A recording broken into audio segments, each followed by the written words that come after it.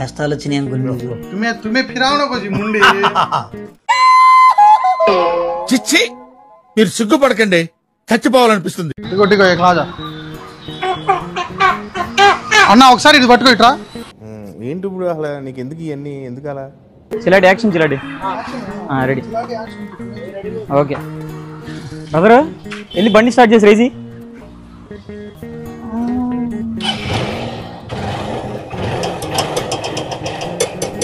బాగానే ఎక్స్ట్రా తింటున్నావా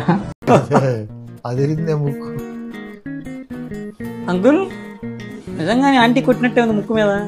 నాకు షాల్వా కప్పాల్సింది పోయి, నన్ను పొగడాల్సింది పోయి, ఇంకా అవార్డు ఏదైనా ఉంటే నాకు ఇవ్వాల్సింది పోయి. ఏంది మాటలు? యాక్షన్.